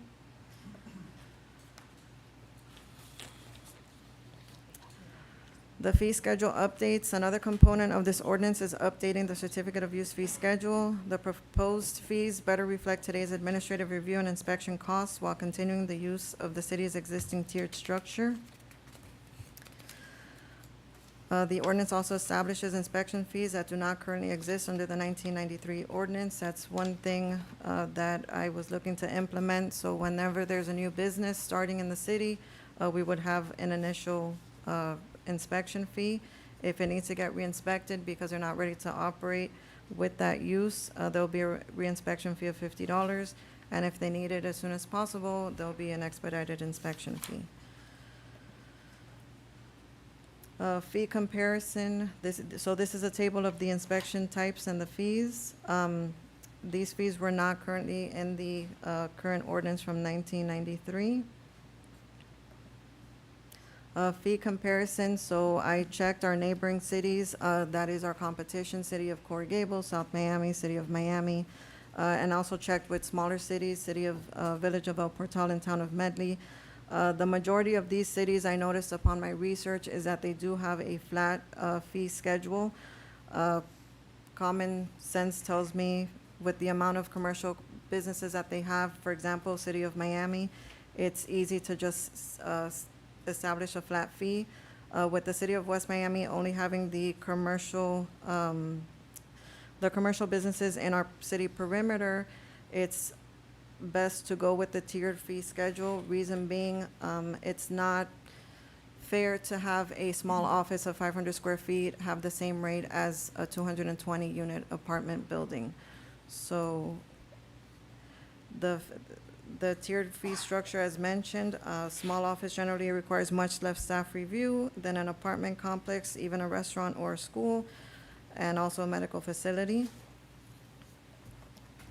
Recommendations. So in summary, the ordinance does repeal, this new ordinance will repeal and replace ordinance 93-04. It's going to modernize the city's certificate of use program, improve administrative procedures, and updates the fee schedule while preserving the city's longstanding tiered approach. Staff is recommending approval of the proposed ordinance on first reading. And if you have any questions, I'll be more than happy to answer. Thank you. This is a first reading. Does anyone have anything unique they want to bring up on this, heading hopefully to second reading? Well, it's been 30 years.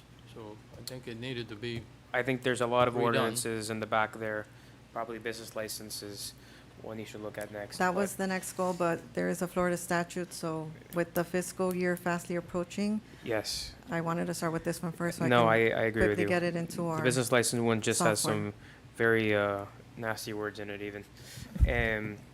So, all right, motion. we have a motion, Second.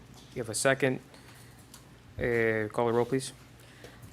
Commissioner Ceballos, how do you Yes. vote? Commissioner De La Torre Gans? Yes. Commissioner Blanes? Yes. Vice Mayor Chavez Jr.? Yes. Mayor Diaz-Padrón? Yes. 5-0, item passes on first reading, and public hearing will be advertised for August 5th, 2026 at 6 p.m. Thank you. Next item, please. Thank you. Next item, item H, first reading, an ordinance of the mayor and city commission of the city of West Miami, Florida, creating regulations for mobile food service vendors, providing for purpose and intent, providing for definitions, establishing permit requirements and fees, providing for regulations for mobile food service vendors, establishing classification of vehicle types, regulating safety, operational standards, documentation, location hours, and enforcement, providing for severability and providing an effective date, sponsored by administration. This is the first reading, Mr. Manager. I know we spoke, there's some statutes that we have to interplay with. We have to follow some state statutes, and we are also trying to codify this so that we can allow it. I mean, if you want to hear from staff real quick, they can talk about it a little bit. We have a presentation if you want to hear it, or we can just discuss it It's quickly. first reading, let's just try to give Discuss it, them- we'll dig into it next Yeah. meeting, should we need to. Okay. Motion. We do have a state statute that requires that a city cannot not permit food trucks or food service vehicles of any sort. The state statute also categorizes them into different classes. We have this, what we'll go through in the presentation. Basically, it's trucks that move around and do a route, and then it's what what you'd commonly see at construction sites. There are the trucks that usually will stay in one spot for the whole day or for longer than that. Trailers, same operation, they stay in one spot. And then the state also divides out the push carts that are not motorized, or they may be motorized, but they're not road vehicles. And we did add another class for a type of truck, the ice cream truck, which was one that does a route, but it may go through the residential neighborhood. We came to the planning board on June 24th with a fairly liberal set of recommendations, and the planning board helped us narrow that down to what they would find appropriate. We have developed a sort of where and when set of regulations, to summarize it very quickly. And essentially, we have boiled it down to, based on the planning board, they would be open to seeing this as something that's allowed in all of the commercial areas on site, not on the right of way. And this is a typical instance that we see them. We already have one on 67th Avenue at the Casa Cultura. There's a burger truck there. We think that's a very appropriate location and is something that does stimulate some activity. Most people like it. It also is something that helps the existing businesses to reestablish themselves if they need to do it, or they just have another use that they can use during their off hours. In regulating that, we have not put in regulations for things like parking because we think it's an ancillary use and we would rather let the property owner work through that. We can easily overregulate these and, pretty much kill them. The board also said that they were not interested in some of the residential areas, except for that we would allow. A lot of people like to have a party for their children or a party for themselves, and they may have a food truck at the party. West Miami is challenging because it's very small lots, but we've written regulations that if you do that, it will not be on the swale that we've talked about so much. It will not be in the street. It'll be on your driveway and nowhere else, which means most houses could fit one type of truck. That will be allowed only for one day. It's a special event kind of thing. For parks, schools, all the civics and areas, it would be by special event permit. There's a place where we would expect with some special event, there could be multiple food trucks, but they would all be on site. They have to be in legal parking spaces. There's a lot of regulations in there for safety that says where they have to be, not near a fire hydrant, not near signs, et cetera. And overall, the planning board advised us they were not interested in having anything except the ice cream truck on the right of way. So that's the quick version of that, times of operation would be 9 to 7. Is that what we had? Yeah, 9 a.m. to 7. That includes setup time and breakdown time. Again, that's mostly to protect residential, the residences who are always very near to the commercial establishments. And pretty much that's it. We would have a local business tax for anyone that has more than 6 months in one spot, because now it's an actual more or less stationary business. Otherwise, we would not require that. The rest is by special event permits, and the special event permits will have additional regulations that staff will give for where the truck may be, if it's a park, if it's a special event that we have, we permit it, and so forth. So bottom line, other than our own special events, somebody's driveway for a residential party or on the commercial sites. Okay, Vice Mayor? This would be more for second reading, but you mentioned 9 to 7. I think we would like to discuss that time. But then for parks, you mentioned special event. Mr. Manager, I know in the future we've discussed potentially having permanent food truck type items, maybe at the rec or at Cooper Park. Would we have to add that into this?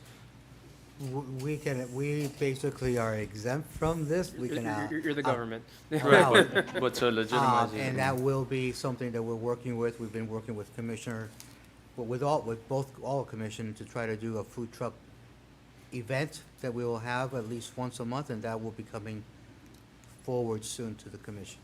But that we will be able to do that, and this is basically strictly regulating mostly private entities and a resident. If a resident wants to have a nice shaving truck for their birthday party, this is saying you can have it, but this is where. I agree with the Vice Mayor. We'll look at the time before second reading. I know the only food truck that I know of is at Casa Cultura, and I think that the regulations would kind of regulate them out of business on the burger side, for example, which I think has been pretty popular. So we'll take a look at it before second reading, all right? Anything else unique to bring up before? All right, can we get a motion? Motion. We got motion? Second. Second. Call the roll. Commissioner Cevallos, Yes. Commissioner De La Torre Gans. Yes. Commissioner Blanes. Yes. Vice Mayor Chavez Jr. Yes. Mayor Diaz-Padrón. Yes. 5-0, item passes on first reading, and public hearing will be advertised for August 5th, 2026 at 6 p.m. Thank you. Next item. Item I, resolution of the City of West Miami, Florida, determining the proposed millage rate for fiscal year 2026-2027, setting the date, time, and place for the public hearings required by state law, directing staff to transmit necessary documentation pursuant to the requirements of Florida statutes and the rules and regulations of the Department of Revenue of the state of Florida, and providing for an effective date. Mr. Manager? This is setting our maximum millage rate for the upcoming year, and we're pleased to be able to say that we're recommending the same exact rate we have right now of 5.77. 4.77 is the City of West Miami, and 1 millage is for the Parks Board, but it's a combined total of 5.77. No change from our current rate right now, and that's obviously our maximum. This is the maximum rate. You can go down, but you can't go up. Obviously, we'll be doing our budget reduction exercises as required by state statute, and as we wait for what will be a pretty significant vote coming November. Any questions on this? Concerns, comments, motions? Motion. We have a motion, okay. Second. We have a motion and a second. All in favor say aye. Aye. Any against? Hearing none. Item passes. Next item, please. Item 11J, a resolution of Mayor and City Commission of the City of West Miami, Florida, authorizing and directing the city manager to negotiate and purchase a bus for municipal purposes, authorizing the city manager to negotiate, procure, and execute financing for the acquisition of the bus, authorizing the city manager to designate a designee or exercise the authority granted herein, authorizing the execution of all necessary documents, providing for surveyability, providing for conflicts, and providing for an effective date. Mr. Manager? Yes, Mayor, our Parks Department, our Parks Director is here, and he can attest to this. Our current bus is 1997 bus that unfortunately we have spent a lot of money in trying to make it survive a few more years, but it's just not working. The way we have to get it started now is we have to jump start it every single day. Our mechanic has to go out there and jump start it. The air conditioner is not working. There's a short in the electrical system. In short, it's just become a hazard for us to continue to operate it. We have found a 2025 bus that's got slightly bigger capacity. It's 32 seats for a price of $200,000, and we would like approval for this so that we can pay for it. It's a 5-year loan at $3,960 a month. Obviously, we can pay it off beforehand if we so choose to, and that is something that we'll work forward to, but it's something that we need to have. It'll give us an additional bus and allow our children and our senior center, because the senior center might need to use it as well. Whoever needs a bigger capacity will get it, but at least it'll give us 2 new buses for both the senior center and for our rec. Okay. Do we have any number on how much the maintenance has cost? I know we're jumping it every day, but it's up there, right? And then how much we're spending on rent additional buses at the moment? Well, some of the buses we rent, it's also contingent on the size of the field trip. We might need to rent them anyway in the future anyway, but this is a bigger capacity than what we have. I don't have a number, Vice Mayor, on what we spend. I know that we spent on one of the air conditioning things, we exceeded, I think it was over $30,000 in trying to fix it. Yeah. And it's just not worth it. It's just a very old bus. It's just not worth it. Right, so getting a new bus is the only option at this point. We believe so. That's why we're recommending it. I mean, Unfortunate. I'm shocked that parents haven't come in to commission meetings, frankly, or emailed on this that much. I mean, I think the kids are just, they don't complain as much as adults do, I guess, but, yeah, the bus is an embarrassment. I've been to- hearing from our parks director, though. Yeah. I do want to give a shout out to him as well. He's here. You might have the numbers on how many additional kids we have during the summer compared to years past, how much more revenue is coming in because of that. So 200,000 is a large number, but there's ways that we're going to eat into that with additional revenue that the rec is bringing in. Good evening, everyone. Yeah, the bus is pretty bad. This summer, we're up to about $20,000 a week that we're collecting. There's like 30 kids more per week on average. It's slowed down a little bit now, but Yeah. Yeah, and that bus, I mean, there's, I don't think there's any debating whether that bus should be replaced, so, I'm glad that the item came already. So, any other questions from your side? Your side? We get a new bus? Anything? All right. yes, please. Motion? A Second. motion, we have a second. All in favor, say aye. Aye. Any against? Hearing none. Next item, please. Item 11L, a resolution of the City Commission of the City of West Miami, Florida, approving the criminal justice non-terminal user authorization agreement between the Miami-Dade Sheriff's Office and the City of West Miami, authorizing the city manager to execute the agreement, providing for implementation, and providing for an effective date. Mr. Manager? This is the usual agreements that we have to authorize between the Miami-Dade Sheriff's Office and us. It's for the Criminal Justice Information System that we use in conjunction with them.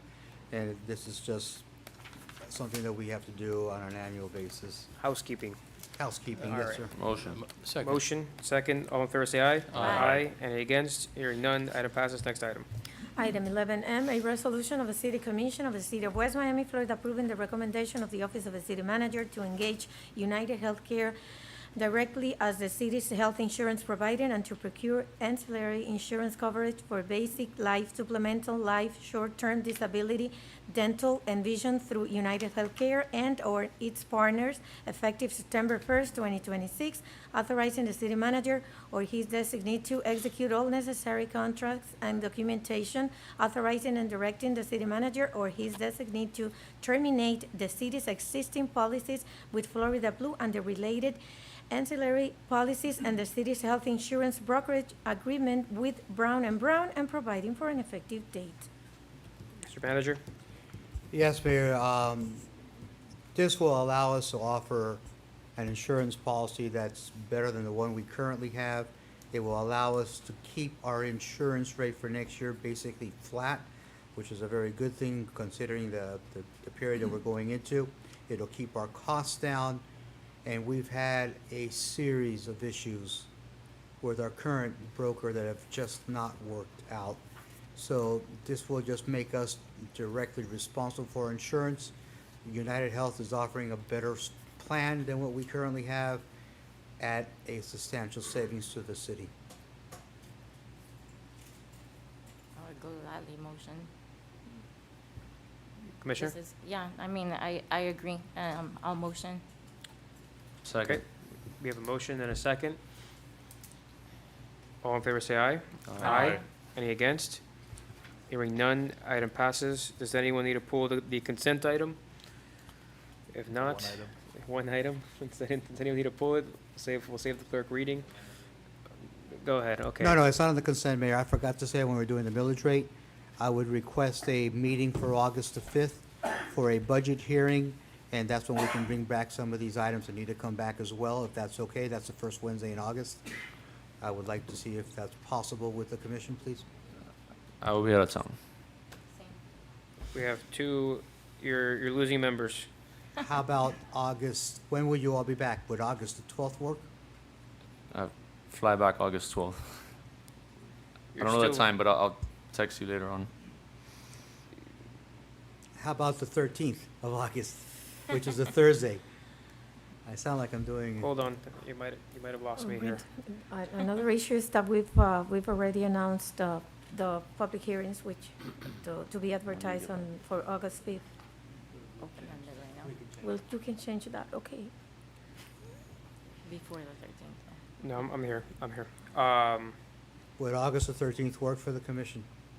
That's a Monday. Oh, no, I'm sorry. That's Thursday. Thursday. I'm here. I That won't works. be here. August the 13th, you're good? Good? I Good? can make all those days work. Okay, all right. You got your marching orders there. Can we get a motion on consent? Motion. You have a motion? Second. Second, all in favor, say aye. Aye. And then, Item Mr. passes. Chairman, Yes, just sir. for the record, as the clerk pointed out, could we have a motion that all references to the next meeting on August 5th are to be replaced with August 13?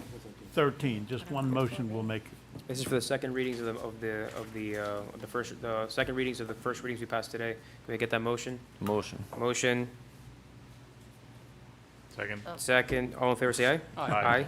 Any against? Hearing none, item passes. Good of the order. Anyone for good of the order? Go ahead, Commissioner. Thank you, Mr. Mayor. Just want to bring up some things. I want to thank the residents that participated in the CERT program, our Community Emergency Response Team. I think it's a wonderful thing to have residents involved in this program. In case of an emergency like a hurricane, most likely they'll be able to help the needy, the elderly and the young. So I really want to congratulate the residents that volunteer to participate in this program. Also, I want to thank your leadership, Mr. Mayor, and yours, Mr. City Manager. We've had so many community events occurring. We had the Zumba event. We had about over 100 people. They participated at the multi-generational building, and they were raising funds for our brothers and sisters in Venezuela. We also had the party just yesterday that I missed, the watch party for the Soccer World event. There was entertainment, there was food, and hundreds of kids again. I know we had another event, I can't think of it, but anyways, we've Fourth of just July. had so many wonderful things happening in our city, and that's what makes community. That's what brings a community and neighbors getting to know each other. I also want to bring something up. On June 11th, I had a call from an elderly resident and she had an emergency. She had a major leak in her utility room.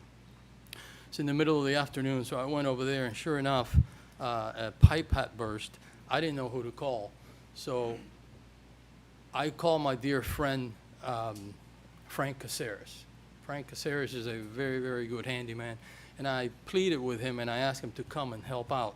And Frank came, and he came with all his tools, and he spent about 3 hours fixing these pipes that had broken. You know, a plumber would have charged an arm and a leg for this. Frank did not charge anything. He did it as a favor to the resident. Like I say, she's the longest, she's actually the longest residing resident. You gave it away. So Here in, but anyways, he came through, and let me tell you, I can't thank him enough, and I wanted to publicly, you know, bring all of us to that attention. He is a wonderful, wonderful person and a good friend. I read something the other day, and I thought it kind of struck me. It says, I think politics has made us crazy. Everybody in this country has lost their minds on politics. And we have forgotten that America isn't a government. America isn't a president. America isn't a Congress. Let me tell you what America is. America is your family. America is your faith. America is your community. And these are words spoken by our Secretary of State, Marco Rubio. I think he would be very proud of what we're doing here and what we've accomplished here. I know that he sat right there where our Vice Mayor sits. So, you know, with that said, I'm very proud of what we're doing here. And again, thank you, my colleagues and the administration. I know that every single resident I talk to is very, very happy with what's happening, what they see. So, and I'm very happy. So, thank you. Thank you, Commissioner. Yes, Vice Mayor. So I made a mistake. I fly back on the 11th, and I work on the 13th. Can we do the 12th? I know that Wait, August was it 12th 12? was the original date, Wednesday. Did somebody else have an issue on the 12th? Was it you? Was it you? Was it you? I have a conflict, but Is it a real conflict? Because we have a date already, so it's not. this will be, I'll take this meeting over that meeting, so. Because I'm on It's- shift the 13th. It's an adjustable conflict, okay. Priorities. Okay. Priorities set the So- city So, first. so August 12th? Yeah, but if we do this, we have to Do the one amendment do again. one little amendment again. All right. Are we good on the 12th? Would you rather the 12th or you rather the 13th?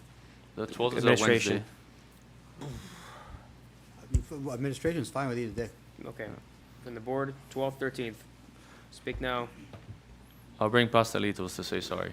You know, I did read somewhere that Oh, on- you work on the 13th? I work on the 13th. Oh, so it and has I, to be the and I 12th. fly Okay. back the 11th. I thought I was flying back the I 12th. read somewhere where on August 12th, we're supposed to lose gravity for 6 seconds. Okay, well, Did that happens, anybody we'll all else be hear together about here. I was just starting to miss Luciano until Commissioner Blanes. So let's, Mr. Attorney, could you read over just change it over to the 12th? And so everything, if you just agree that the prior motion that changed everything to the 13th now changes everything to the 12th. All right, Motion to the motion, 12th. second. Good enough. Second, all in favor? Aye. And by the way, my October wife, second, and my wife is very proud of Marco too, because you think his first political job was here, but before he was here as a commissioner, he was an intern in Ileana's office. So we claim his first political experience. can I get a motion to Well, claim him? It's up for debate. Go ahead, Vice Mayor Woods. Ex-Commissioner Suarez texted me to ask Commissioner Blanes to stop talking so much. I'm taking over his spot. So beautiful. By the way. Go to ahead, this Commissioner. point, we did see so many families, young people walking to the 4th of July event. I've never seen so many people on the streets walking to get to that event. It was beautiful to see, so thank And, you for sharing. and we're doing last little thank yous. Again, thank you, Vice Mayor, for your work in Venezuela, from our community. Thank you to George Chavez as well, resident of ours, Chris Perez, a resident of ours, who also took the service to go and voluntarily do their service in Venezuela, helping in search and rescue. And Commissioner Doctor Gans, thank you for leading up the Venezuela recovery efforts here in the city. So with that, there's no more business on the agenda. This meeting is ended. Oh my God. All right.